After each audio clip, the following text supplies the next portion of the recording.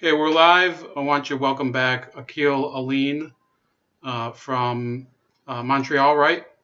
That's right. And we're going to be talking about the new NFL rule on kneeling. Um, Akil has a particular point of view. I've maintained the view for a while that regardless of the politics, I think Kaepernick's kind of a fraud. I never really believed his motivation about it. We can get into that a little later. I do want to show some of Akil's video if you guys want to see it. It was pretty well made. Um, it does bring up a lot of the points about the First Amendment and about issues of free speech, which I think are a lot of these things are indisputable. The idea that there's an issue of freedom of speech being fought over in this country. In fact, in Britain right now as well. So if you're ready, Akil, do you want to play it at the same time because you won't be able to hear me? So you mean at the same time that what you're speaking, or I'm not going to be speaking, but I'll be playing the video. So Sure, yeah. okay. So you won't be able to hear it though. So No, the one It's all good. I've heard it enough times. right was the day we started to fight. Keep your eyes on the prize. Hold on. Keep your eyes on the prize. Hold on. I woke up this morning to some very, very annoying, indeed outrageous news. News that made me apoplectic. The news that the NFL has decided to introduce a new policy requiring all players to stand on the field during the national anthem or stay in the locker room where no one will be able to see them not standing for the national anthem. I cannot tell you just how aggravated I am by this decision. Now, let me break it down for you very quickly. First of all, for the NFL itself, or individual team owners, to punish players for not standing during the anthem is not unconstitutional. It's not a violation of the First Amendment for the simple reason that the NFL and the teams that make it up are private entities. They are not government organizations, government institutions, and therefore they are not bound by the Constitution and Bill of Rights. So this move does not in any way violate the First Amendment right to free speech because it's not even definitionally or conceptually possible for a private organization like the NFL to violate the Constitution. The issue of constitutionality is not even really relevant to this issue. However, as I basically learned while working at my last full-time job at the Foundation for Individual Rights in Education, the right to free speech transcends the First Amendment. It transcends all law, all statutes, constitutions, all legal instruments of every kind. Because it's not just a legal issue, it's also a larger political and moral issue. And so I think there's a moral right to free speech that applies in society at large, in civil society specifically, beyond the four corners of the First Amendment. And that moral right to free speech does not apply only to governments. It binds all of us in society as a whole. The rules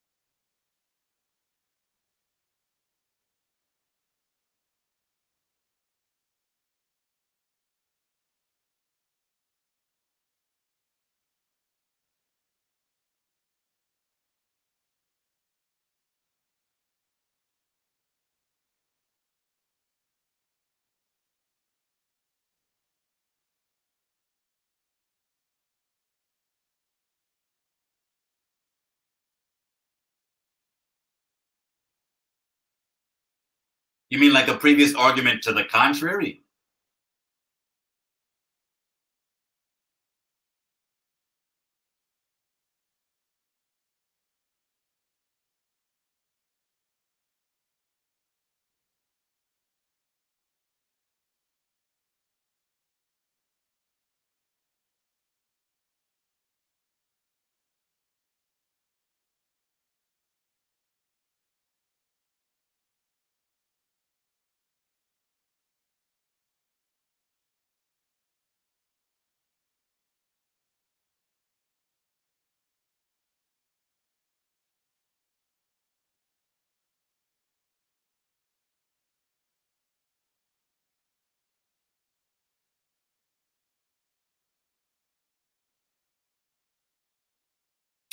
It came up often enough because we would often get requests from students who were at private universities about what their free speech rights were. And, you know, I don't want to say too much on Fire's behalf here, but I can tell you that, yeah, for example, I did speak at Yale, the Young Americans for Yale Con, rather, the Young Americans for Liberty Conference.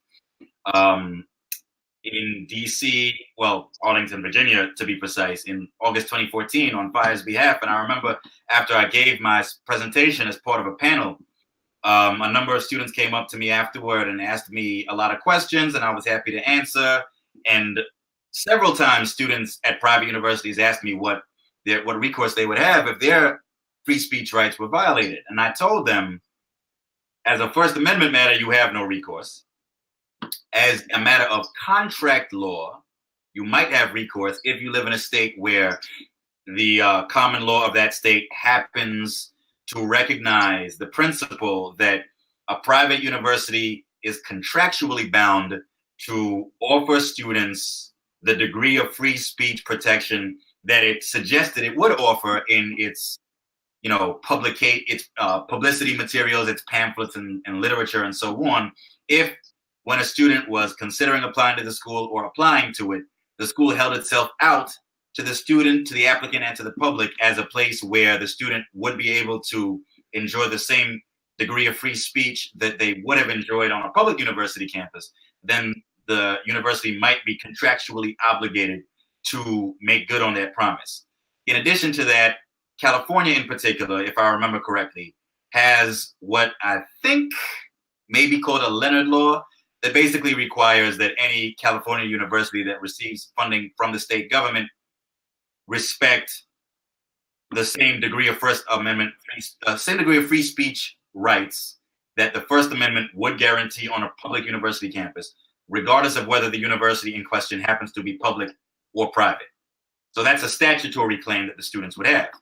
But in the absence of all that, the students would be pretty much out of luck if they, went to a private university, especially if it were like a religious university along the lines of maybe Bob Jones University or, Liberty University, those kinds of universities where right off the bat, there's a religious mission as well as a social one. And all students are supposed to come in knowing that there are certain things they won't be able to get away with saying or doing on campus.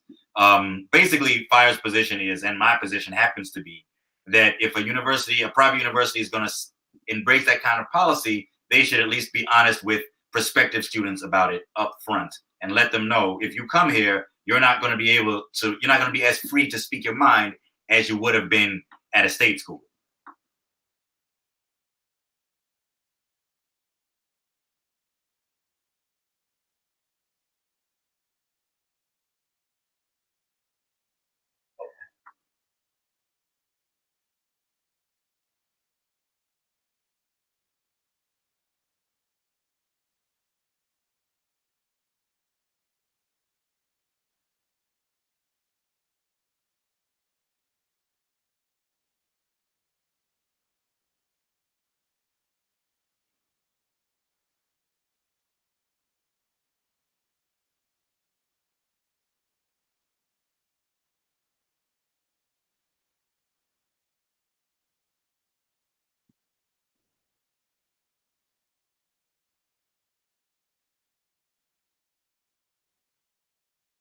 I don't think that they can hear me. Sorry. Yeah, my microphone was off, by the way. Sorry about that. Yeah, Mark Anthony was telling me, so you could hear me, but they couldn't. So we were just talking about, for those of you who don't know, that there is kind of a moral issue where, freedom of speech can be abridged by these private corporations. But then if you have, like, for example, I'm going to summarize it for the people that missed it. Let's say a team in Colorado, the Denver Broncos. Well, Colorado has, if I'm understanding you correctly, they would have kind of this expectation that even private institutions would have to respect the same standard of freedom of speech as a public institution. Then there could be a case, but it might not be a legal case. Is that a good summary, or did I kind of? Well, yeah. Only I would specify. I would caution that, and this is a caveat I included in my video, although briefly. The moral right to free speech is much more open to debate than the legal right is. And of course, even the legal right is open to some debate as well. But at least in constitutional law, there is a central body that ultimately gets the last word on deciding which interpretation of the Constitution is going to have the force of law in the country. And of course, that institution is the U.S. Supreme Court. Whereas that's not the case when it comes to social norms. So what I believe the proper scope of the moral right to free speech that should apply in the private sector, in civil society, my idea of how that principle should apply will probably differ from yours, particularly in certain specific individual cases. So, it's not going to be the same as the scope of free speech rights that you would enjoy on a public university campus, for example, unless, again, it's a university, like a private university that either contractually is bound to offer the same free speech rights that a state school would offer because it has held itself out that way to the public, or maybe the state in question has a state law like California's Leonard Law that says, if private schools want to get that state funding, then they have to operate the same way public schools do where free speech is concerned. But when it comes to civil society, and especially, non-academic entities like the NFL, when it comes to that moral right to free speech, even if you and I agree that moral right exists, you might be willing to make an exception to that right in the case of, say, the national anthem or what have you, whereas I might not be willing to do so. So it's a much more rough and tumble arena, determining what the scope of the moral right to free speech is. But I do think at a minimum we should all agree that there's more to free speech than just what the Constitution says or what the government does. And, for those who may scoff at that idea in this particular context of the controversy over kneeling during the national anthem, how many of you sane people had a problem with the censorious demands that student protesters at Yale University made? I guess it was about 2.5 years ago in November 2015, when Nicholas and Erica Christakis, two professors at Yale, were threatened, or at least, some students demanded that they be removed from their positions at Silliman College, one of the residential colleges at Yale. A lot of people, particularly in the conservative and libertarian movements at the time, were condemning these social justice warriors on campus for violating these professors' right to free speech. Well, last time I checked, Yale is a private university. And yet the fact that it's not bound by the Constitution didn't stop a lot of folks on the right from condemning those students for demanding these professors' termination. Yet now that we're talking about the NFL and the national anthem, all of a sudden, this idea of a moral right to free speech goes out the window, or just is completely unnoticed by a lot of people. I think it illustrates a very important and distressing reality in free speech discourse. There's a lot of hypocrisy out there on the subject, as much among self-styled defenders of free speech as among supposed critics of it. I mean, Trump himself has fashioned himself as a defender of free speech on college campuses, but when it comes to the NFL and the national anthem, he's talking trash about how players who don't stand up for the anthem shouldn't even be in the country. Hello, whatever happened to free speech? It's only for people who think the way you do, apparently. Unfortunately, there are a lot of folks, left, right, and center, who are very hypocritical, nauseatingly hypocritical about free speech, constitutionally and in the private sector as well. They really just want free speech for the speech with which they agree or sympathize. And when it comes to speech that pisses them off, they want to make exceptions to the right to free speech in those cases. And they just want to use free speech as a plaything, as a cudgel that they can use to bash their opponents and support people on their own side. Well, guess what? It doesn't work that way. Make up your mind.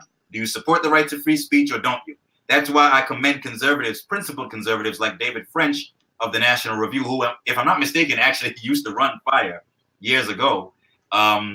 Given that he used to run Fire, it's not surprising that he has managed to have a consistent position on this issue. He recently published an article in the New York Times in which he said conservatives failed the free speech test on the NFL and the national anthem. He's totally right about that. Right, and I think I never had an issue with Kaepernick kneeling as a principle. I just didn't. I believe that he, among all the people that was kneeling, was the most disingenuous. Why do you think that? By the way, I'm curious. Yeah, the reason that I think of that is that I don't think of this as a moral argument. A lot of issues that I tackle, I look at it from a strategic and cynical viewpoint.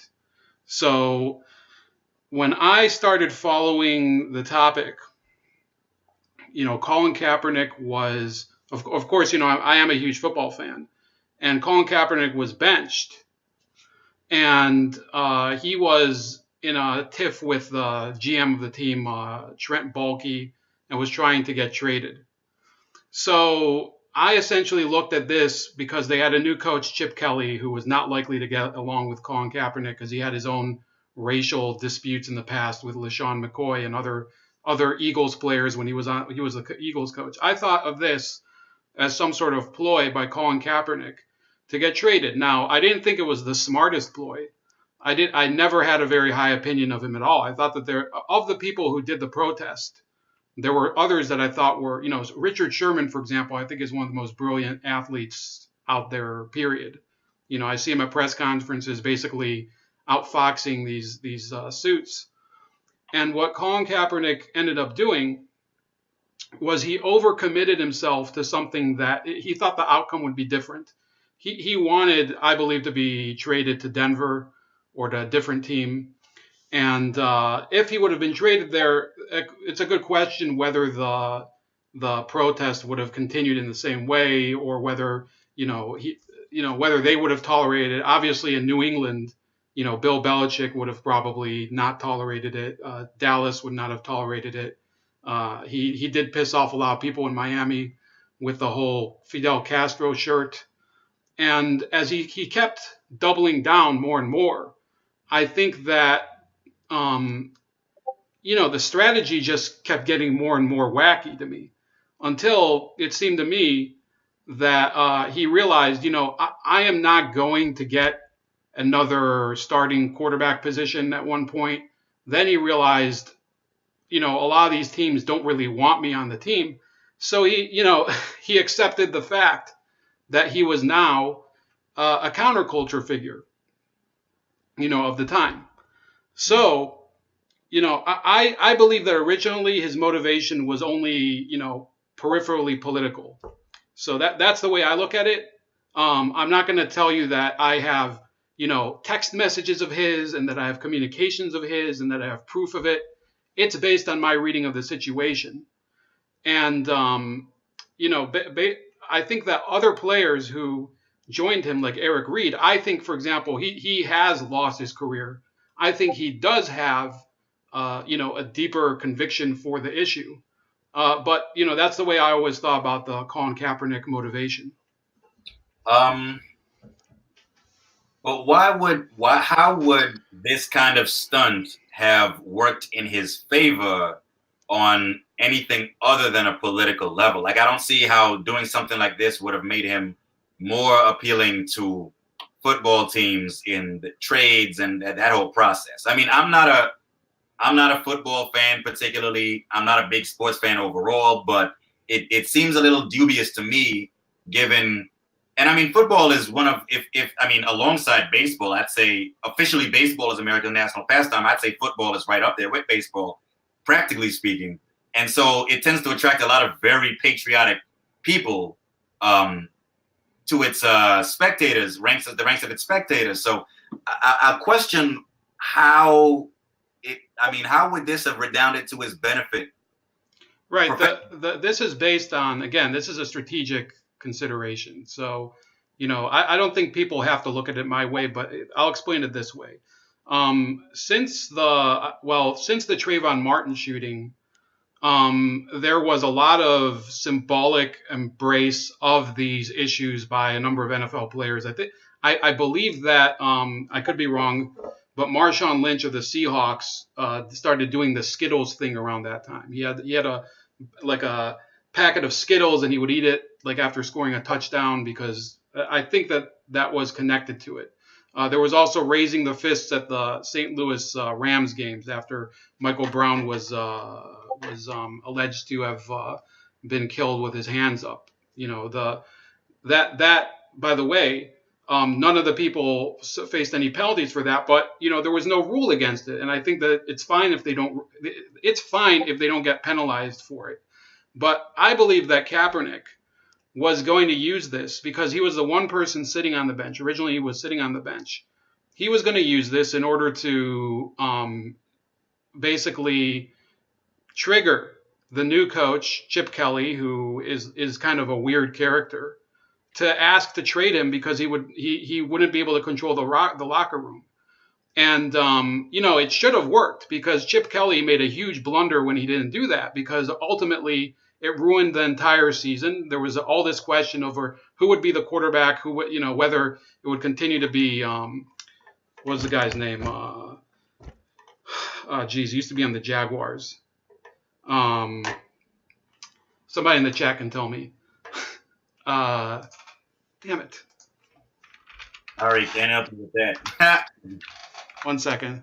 I'll find his name. Damn it. It'll be a second. So they had a guy who was a failure. His name was not Trent Edwards. Blaine Gabbert. Okay, Blaine Gabbert. He was the starting quarterback. And that illustrates, for anybody who knows football, how badly Kaepernick's career had gone until then. So, people were arguing whether one should be the quarterback or the other. Nobody liked Blaine Gabbert. A lot of people thought Colin Kaepernick was over the hill. And, Chip Kelly, who is, an incompetent head coach, he had to deal with that whole controversy during the season. And eventually he had to replace Gabbert with, I think Gabbert got injured. Kaepernick came in. I think he won one game. He didn't play awful. I think there was one game that he played.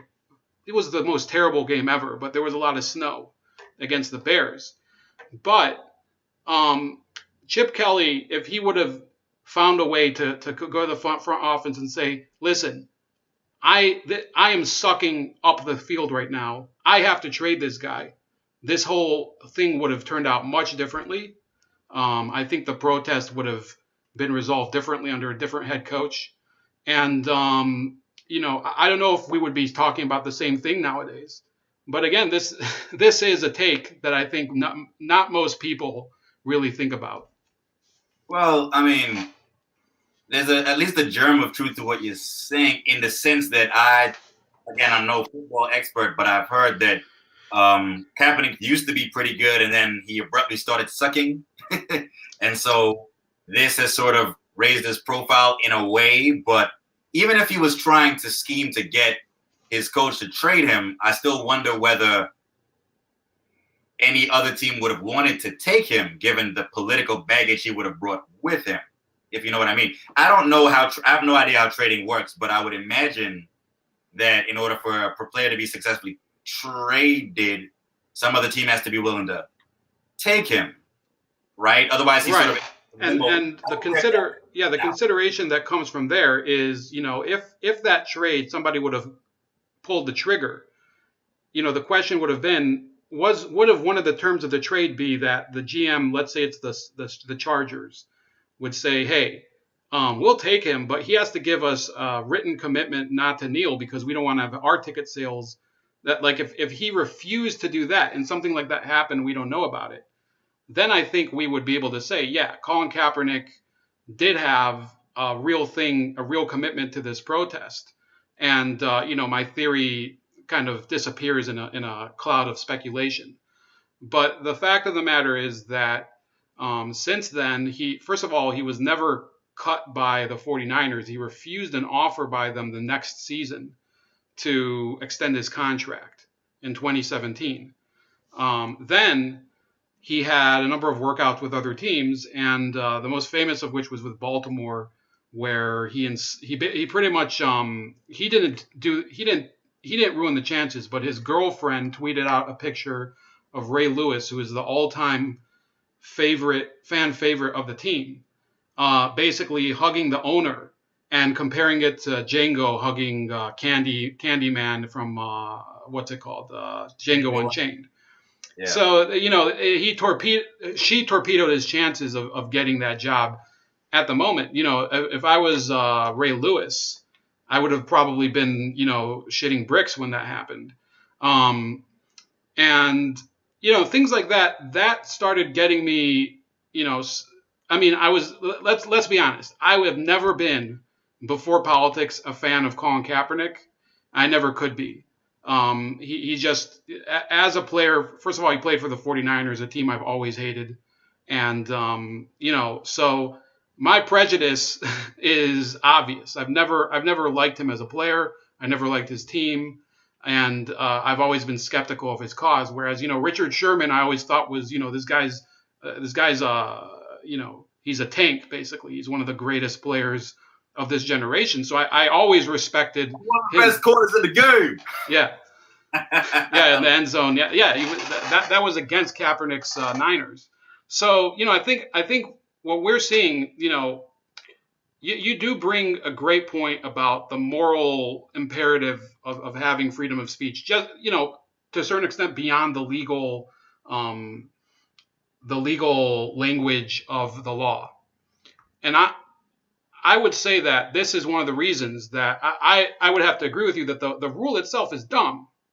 The rule itself is stupid because the damage is already done by whatever has gone on already. People are already set in their views on either side of this controversy. As far as similar situations in sports, there's a lot of I wrote this article for Hard News Network earlier, and in part two, I really go into how ESPN has become more of a political network. Now, when did you return to Canada, by the way, or? Just over 3 years ago. So, do you see the same issue of the intertwining of sports and politics over there as it is here, or is it like really kind of an American issue? And do you agree even with my stand on that issue? Sports is political everywhere to one degree or another. Mm-hmm. Okay, I mean, when Jesse Owens, kicked ass and took names at the 1936 Olympic Games, where was it held? Berlin, Germany. When Hitler was trying to use the games as a way to showcase the superiority of the Aryan race around the world. You had other incidents throughout history at the Olympics, of course, from the Western boycott of the 1980 Olympics in Moscow to the Eastern Bloc boycott of the 1984 Olympics in LA in retaliation. You had Kathy Freeman performing really well as an Aborigine Australian in the 2000 women's track and field at the 2000 Olympics in Sydney, Australia, if I remember correctly. In Canada, right here in my own neck of the woods in Quebec, there was a player who died in the year 2000, Maurice Richard, who played French-Canadian player who played for the Montreal Canadiens back when it was still a dominant team, when it was still the as I like to say, the New York Yankees of hockey. And, he became this beloved figure among French Canadians, particularly here in Quebec, to the point where when he was, I forget the exact nature of the controversy back in the 50s, I think. I think he was disciplined by the NFL or by the owner of the Montreal Canadiens hockey team. And there was a miniature riot in the streets of Montreal because of it, because he was such a hero to French Canadians, and is still regarded that way to this day. So, sports has always had a political dimension. At the end of the day, it's sort of often used as a way for people of different backgrounds to try to demonstrate the capabilities of their societies or their ethnicity, their religious group, whatever, particularly in international sports like the Olympics or other similar events, but also at the national level, as in the NFL. I don't know if you've ever heard of a PBS documentary by Ken Burns called Unforgivable Blackness. It was about, I forget when it came out, but it's about the first ever black heavyweight boxing champion of the world, Jack Johnson, who broke the color line in boxing in just over 100 years ago, about 110 years ago, in fact. And when he beat, I think it was a white boxer named Jim Jeffries, who had never been defeated for the heavyweight title. After he retired, Jack Johnson beat the next challenger to win. He came up and won the heavyweight boxing title. Jim Jeffries was encouraged to come out of retirement and try to defeat Jack Johnson to redeem the boxing title for the white race. And when he failed and Jack Johnson gave him an absolute thrashing in the ring, there were race riots that broke out across America that consisted, as race riots typically did in those days, of white mobs attacking and killing and stoning and beating any black person they could find. So, there's been a political dimension to sport for a long time, if not for as long as sports have been around. So I wouldn't regard that as a uniquely American phenomenon. Maybe the racial dimension, even that is not unique to America by any means, but I can see how it might come up more frequently in American sports than it does elsewhere in the world. But then again, race in general tends to come up more frequently in American society than it does in a lot of other parts of the world. So, but I wouldn't chalk it up to just any aspect of the American identity. Right, and the episode you're talking about, Jack Johnson was actually posthumously pardoned last week by Donald Trump. But there was I don't remember. I didn't see that documentary, but there was a movie I saw called The Great White Hope about the whole episode with James Earl Jones. And James Earl Jones, I think, is one of the more brilliant actors. Although my favorite film of his is definitely not Great White Hope. It would be Conan the Barbarian, where he plays Thulsa Doom. But that's a taste issue. Brilliant villain in that movie. But the aspect that I'm talking about, where we're talking a lot about markets. Okay, so I think that we're both in agreement. Just the two of us. We're not talking about the audience or anybody. And you do have limited time today. I think 15 more minutes. But we're in agreement about the rights to free speech. We're in agreement that private organizations have the right to, to a certain extent legally, they have the right to abridge freedom of speech. But, on a moral plane, it's questionable how far they should go. We went over the school uniforms. What I do believe in, and this is not, a moral stance, but it's kind of, it's a belief in the way the world and human nature works, is market justice. And unfortunately for ESPN and specifically, they do have an agenda that they are pursuing as part of the Disney Corporation. Today they did fire Roseanne Barr, which was and at the same time they continue to have they actually hired Keith Olbermann back, who has been calling Donald Trump a Nazi for like 3 years. Mm-hmm. So, in one sense, freedom of speech, they say, oh, we have to be the beacon of freedom of speech, the ABC Corporation and ESPN and Disney, that family. In the other sense, Roseanne Barr, they kick her to the curb in one day over, a fight she was having with Valerie Jarrett. And she had a very successful show. And ESPN itself, its ratings are going down. It said in the month of April, they lost 500,000 subscribers for ESPN. So in a certain sense, ESPN, they have every right to have a political agenda as a network, in my opinion. What they don't have a right is to then wag their finger at viewers and then ask, well, how come nobody's watching our show? And they do it all the time.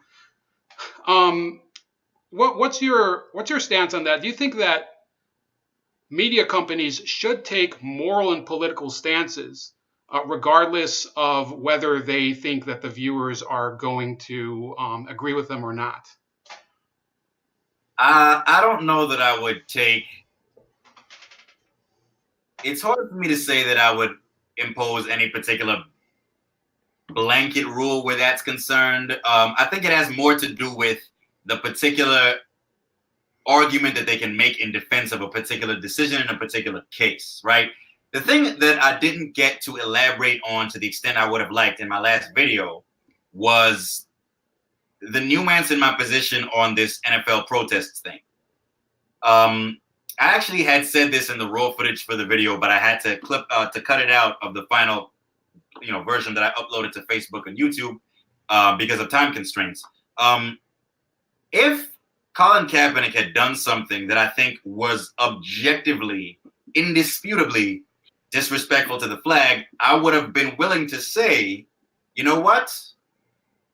It's legitimate, even if it's not necessarily to my taste, because I agree with the cause he professes to represent. But speaking out against racial injustice in the criminal justice system, etc. And police violence. Right, exactly. Particularly police violence, exactly. But I would be willing to say, look, if he had been burning American flags, which I don't believe in at all. I mean, I've never believed in flag burning as a tool of protest. It's something people have the right to do as a part of the right to free speech constitutionally, but that is so inherently disrespectful. I mean, and intentionally so, to a flag that represents an entire country, that I'm not down with it at all, even if the person has motives for doing so, to which I'm sympathetic. The thing about it is, and I did hit on this issue very hard in my video, is kneeling is not a disrespectful gesture. I thought it was stupid for anyone, and I still feel this way. I think it's ridiculous for anyone to pretend that he's somehow desecrating or disrespecting the flag, the anthem, the military, or the country by kneeling. I mean, I went on about this at length in my video. Kneeling is a deferential gesture. Somebody kneels in front of you, you're not going to interpret that as disrespect unless they do it in a way that's clearly sarcastic or something like that. One thing I would ask men out there like Donald Trump, I would say, well, when you proposed to your wife, what did you do? What physical posture did you adopt when you offered her that engagement ring? Which of the three are you talking about? Was that? You'd probably answer, which of the three are you talking about? Well, good question. But I mean, you see my point. I mean, I always thought it was absurd for people to pretend that kneeling is somehow disrespectful. Not to mention, Colin Kaepernick got the idea from Nate Boyer, who's a former Green Beret, and who offered him, suggested it to him as a way, as a sort of a middle ground, a compromise. And Kaepernick got, he actually liked the idea and said, I think I'm going to go along with that because I don't want people to think that I'm disrespecting the troops. And the whole practice of taking a knee comes from the military anyway. Nate Boyer told Colin Kaepernick that it's what soldiers do in honor of their fallen comrades. So I just thought the factual basis for people taking offense at what Colin Kaepernick is doing here never had any merit. But if he had burnt the flag or something like that, then it would have been a different story. Then I would have said, okay, you know what? I don't cry any tears for Colin Kaepernick, and I wouldn't blame the NFL for saying we're not going to allow people to burn the flag, or I don't know, smear feces on the flag or something indisputably disrespectful like that, even as a tool of protest. When it comes to Roseanne, and I was at the gym this afternoon when I heard the news on a TV screen over the elliptical I was on. I was saddened when I saw the news. I mean, Roseanne's been going off the rails for a while, from what I understand, and I don't know what the hell's gotten into her. But I wasn't even a fan of the original show. I'm not a fan of the current one. It's not like I have anything against them. I've just never watched them, really. But it was saddening to me to see a show that so many people were such big fans of back in the day, that so many people are fans of now. And from what I've heard and read, it's been doing a good job of showing the political divide in the country, but also showing Americans of opposing viewpoints, political viewpoints, trying to still get along with each other in the same family, the same households, and so on. It was an interesting concept there. I respected it, even if I wasn't a fan. And I'm sorry that Roseanne couldn't keep her bizarre, bigoted jokes, calling Valerie Jarrett an ape or whatever, to her damn self. And God knows there have been enough cases in which celebrities have made outrageous or offensive remarks and gestures, and they've been made examples of, from Don Imus more than a decade ago when I was in college, to Paula Deen more recently, to Donald Sterling. Take your pick. You'd think these characters would have gotten the memo by now, but every few months some new celebrity crawls out from under a rock and says something despicable. But I mean, you do realize that the standard here has been obliterated, because the woman who quit the show, Wanda Sykes, who I think is, right, when she was a stand-up comedian, I thought she was one of the best stand-up comedians that there were. She also had a show that was pretty good that didn't do too well, but she also has compared people to apes. Bill Maher has compared people to orangutans. Bill Maher has also said the N word on the air, something that I don't even do on YouTube, or even to my friends. And there's I think that the standard really is arbitrary, and because Roseanne Barr, uh, the whole spat was about George Soros. That's how they got into it. I Yeah. think that this was a pretense to fire her. I think that really, I do believe, and people might think that this is a very cold and evil way to look at the world, but market justice is kind of the way that we see that unfortunately even morality doesn't govern the world.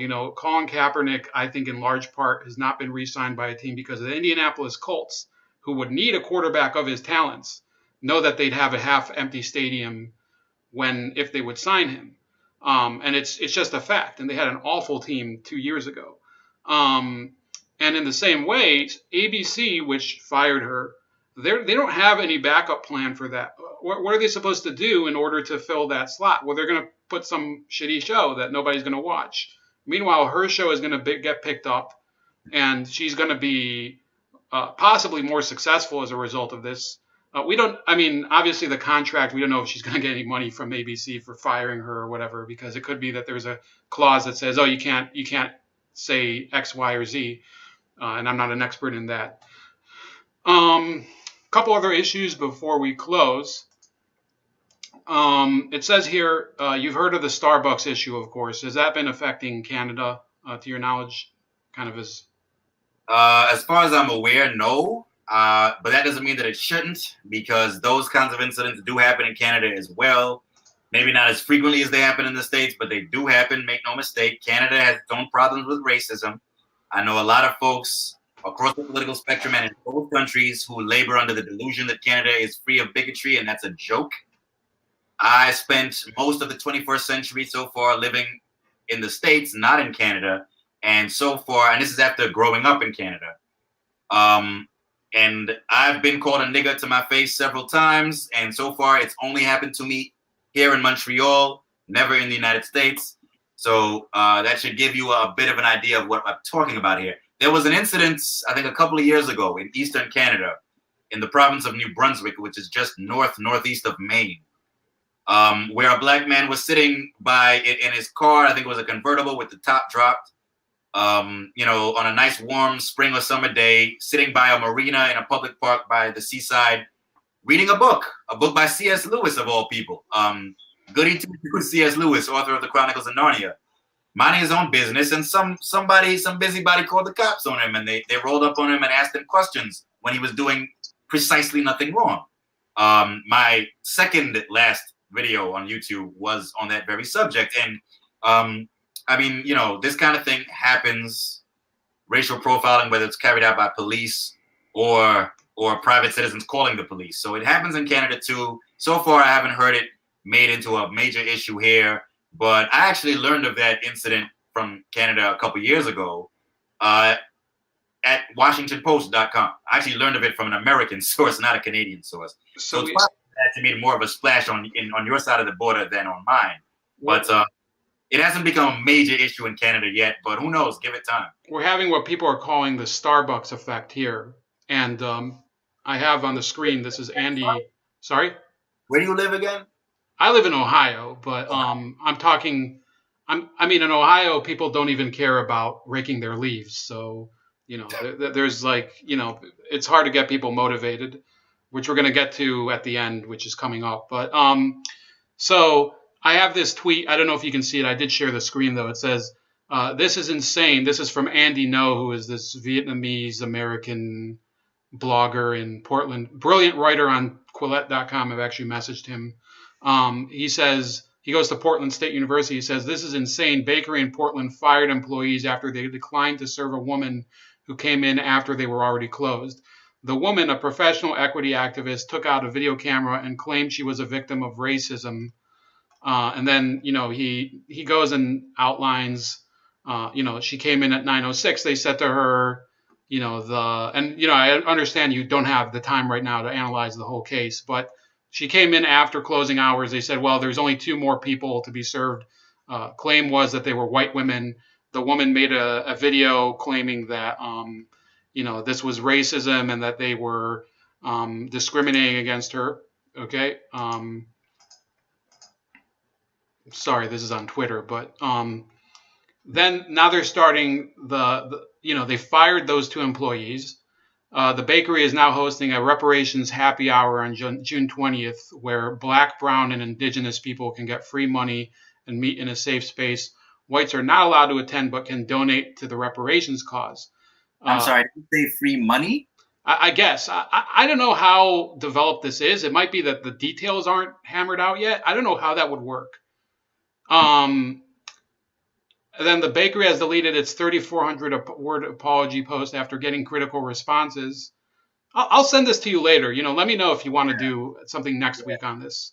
Maybe. Here's the thing. Now, from the way you just described that incident, which I hadn't heard about yet, actually, you said that the lady claimed racism partly on the basis that she came in after the store was closed. They refused to serve her, but there were a couple of white women already sitting there. They were already in line. But they had those white women gotten in line before the store closed? Well, the question is, she put like a timeline here. And it said, at 9:02 p.m. I'll read this really quick. So at 9:02 p.m., we were unusually busy for closing time, which is stated as 9 p.m. everywhere that our hours appear. Most of the seats were filled, and there were 4 people in line waiting to be served. At 9:03, our employees turned the open sign light off. At 9:04 p.m., 2 more white women walk in and line up to be served. At this point, the customers present are informed that we are officially closed. At 9:06 p.m., Lillian, the complainant, enters and stands in line to be served in, assuming given how many people are still inside and the doors unlocked that we are still open. Lillian is told we are closed and the last 2 women in line are the last to be served. After that, she exits the building and begins taking her first video. So the first marker is, of course, the turning off the open sign. Then there would be notifying the people who still walked in that the store is closed, and then would be notifying the last customer, who ended up being the person who issued the complaint, that she wasn't going to be served because the last customers had already been informed. Anyway, so yeah, they did fire those 2 people. I think it's an interesting incident. I don't think yeah, go ahead. I mean, the way I look at it, if I remember the original Starbucks, the Philadelphia Starbucks incident correctly, you had these 2 young Black men who were sitting at the table not buying anything yet because they were waiting for a business associate to arrive for them to have a meeting. And I think the owner said, well, you can't stay here. Or I don't even remember if the owner actually had a conversation with them. But the thing is, there is a general policy that a lot of those business establishments have that you can't just loiter there. And I don't think there's anything inherently wrong with that policy, although I understand Starbucks has since ended the policy nationwide. The thing is, from what I remember that story, there were, at least it was claimed that there were white people also sitting at the Starbucks without having bought anything and they weren't being bothered. So to my way of thinking, if that's true, that's where the racism was unmistakable. Therein lies the double standard. I don't think there's anything inherently wrong with saying, well, you can't just come to our business establishment, sit around not buying anything, taking up space that could otherwise go to paying customers, and expect us to just let you hang around. Me personally, if I'd been in a situation like that, even if I were waiting on someone to arrive and meet with me, I would have bought something, even if it was just a friggin' a brownie or a banana or something, just to justify my presence there. And I'm maybe a little surprised that those 2 guys didn't do that, but even just for practical reasons. But at the end of the day, it's the racial double standard. And the thing is, I probably bring a more rigorous and, for want of a better word, skeptical approach to evaluating those claims of racism and other forms of bigotry in specific cases. A more rigorous approach than a lot of other folks do, particularly some other folks in the Black community. I always want to know. I want to get as many facts as possible, and I want to make sure that there won't be any nasty surprises later on that'll leave me and other black people with egg on our faces and diminish our credibility and make it harder for us to get a fair hearing from society in cases of genuine racism. So, I always want to be as precise as possible in those cases because I don't want to cry wolf and I don't want to be accused of crying wolf. So, in a case like that, I think it's important to emphasize the nuance that, there were, at least reportedly, other white customers sitting in that Philadelphia Starbucks who also hadn't bought anything and weren't being bothered. If that wasn't the case, then I would say that while I don't think calling the cops was warranted, and I would still take the manager of that Starbucks to task for taking it there. If she, I think it was a woman, if she had just gone to the guys and said, you guys are welcome to be here, but we kind of really need you to buy something if you're going to stick around until your associate arrives. You can buy a banana, something cheap, just, Well, if she would have said buy a banana, it would have caused a different... Okay, fine, not a banana, but you know what I mean.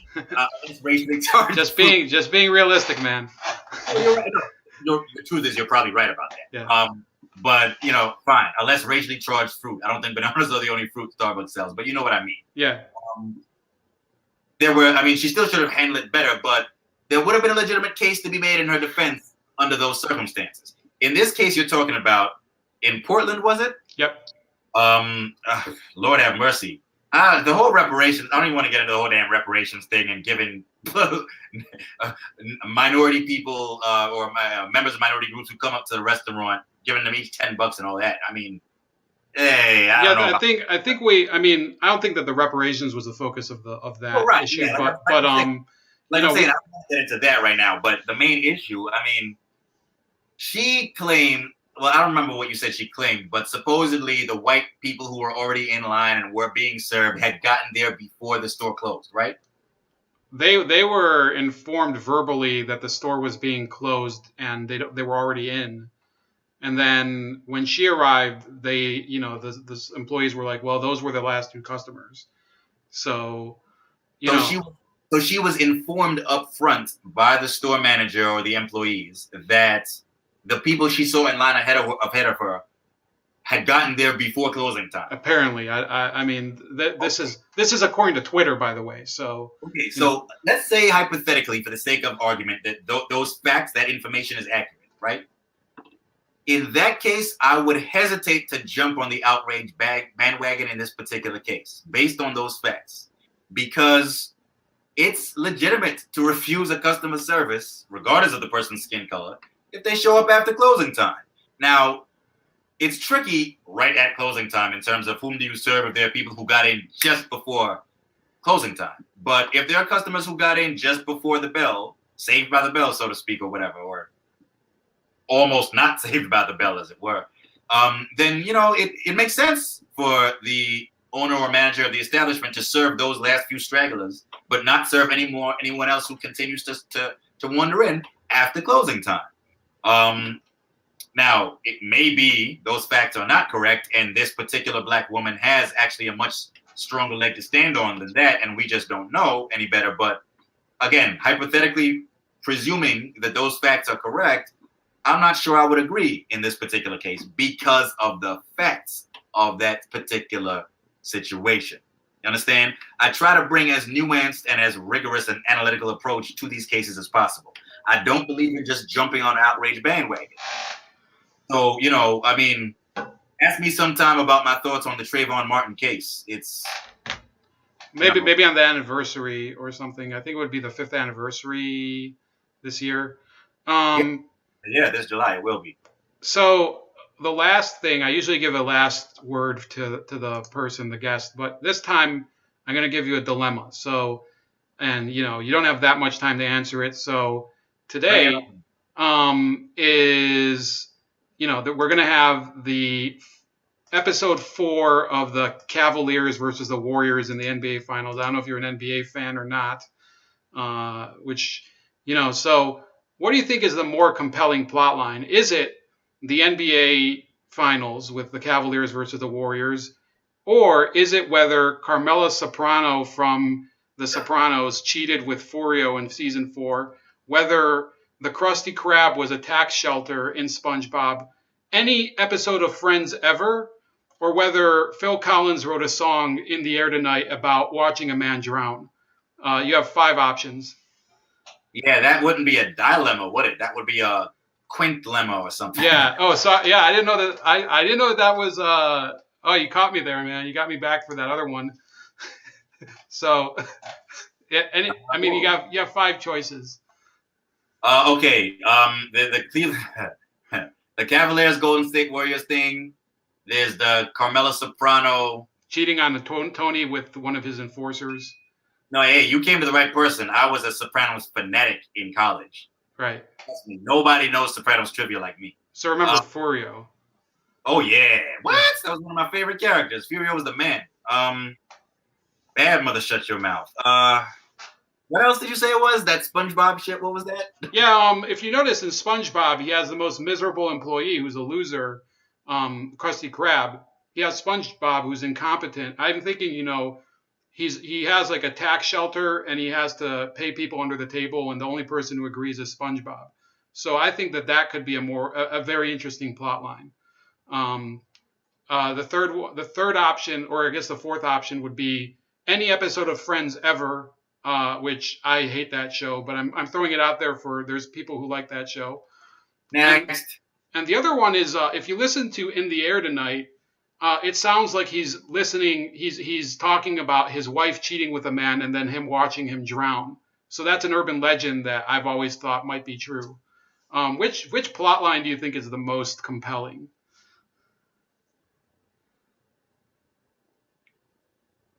I'm gonna go with SpongeBob. Not because I know a damn thing about SpongeBob, if you want the truth, because I never actually really watched the show, but I'll tell you why. Cavaliers and the Warriors. I mean, for me, it was a choice between that and SpongeBob, but I decided to go with SpongeBob because I thought that answer would sound funnier. And Cavalier, I don't follow pro sports enough to be able to tell you much about the Cavs versus the Warriors, except that I will say I'm a fan of Steph Curry because I like the way he plays. Mm-hmm. I don't say this very often, but something about the way he dribbles and moves the ball, I don't know, there's a grace, an agility, and a dexterity to it. Whereas, although, what's his name, LeBron James is a more legendary and accomplished player and has better stats from what I've heard, he's just so damn big. I feel like while he gets the job done, the way he moves is a little more clunky and, Steph Curry's graceful. It's like watching ballet, watching him play. But saying SpongeBob is funnier. As for The Sopranos, I mean, the problem is I'm so familiar with that show. I know for a fact Carmela did not cheat with Furio. She fantasized about it, but she never did it. He was into her, but he never went that far. And so there's no suspense for me because I already know damn well that never happened. And Friends, such a dry ass show. Yeah, that was a throwaway option. I personally picked the Phil Collins one because yeah, the reason I didn't pick that one is because I can't remember the lyrics of that song well enough to be able to evaluate that theory. But now that you mention it, I'm gonna go and check that out. Well, just read the lyrics to the song. It's like yeah, exactly. If you told me you were drowning, I would not lend a hand. So that's it, Akil, Alleyne. I did send you the poll so you can select the option in the chat, and I put it in your chat and I put it in the audience chat. So please go check out his channel. I think it's the first link on the video. Yep. Realist Libertarian. Please check him out. Subscribe to his channel. Subscribe to my channel. Like the video, share the video, and comment below. And have a great night. Likewise, and thanks again. Looking forward to our next chat. All right, we'll be in touch. Good night, Akil. Later.